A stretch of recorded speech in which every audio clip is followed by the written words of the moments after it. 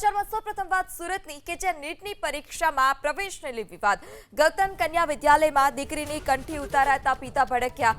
દીકરીની કંઠી ઉતારતા પિતા રોષે ભરાયા. હિન્દુ રાષ્ટ્રનો ઝંડો ફરકાવો છો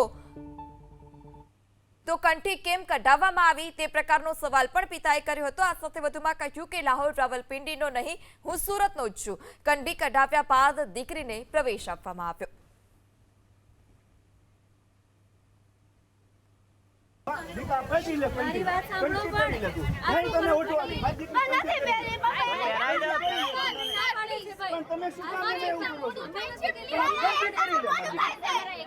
एग्जाम बगाड़ो तो તમે મોટો એક્ઝામ બગાડો છો યાર. મારી છોકરીને કંઠી ફેરાઈ ગયો કંઠી કાઢી નાખો.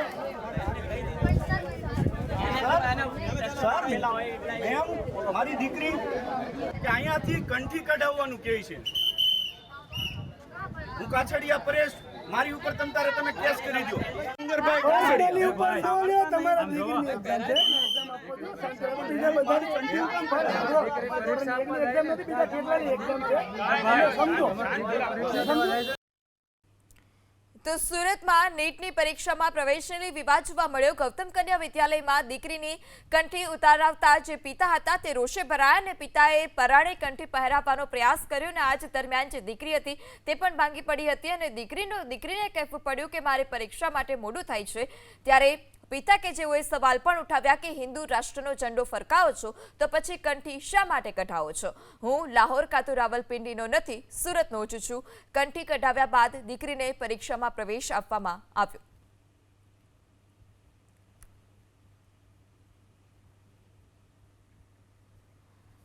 ત્યારે નીટની પરીક્ષામાં પ્રવેશને લઈ વિવાદ જોવા મળ્યો હતો. દીકરીની કંઠી ઉતારતા પિતા રોષે ભરાયા અને જેનો વિડીયો પણ સામે આવ્યો છે અને ત્યારબાદ મામલો થાળે પડ્યો હતો અને દીકરીને શાળામાં પ્રવેશ પણ આપવામાં આવ્યો પરીક્ષા માટે.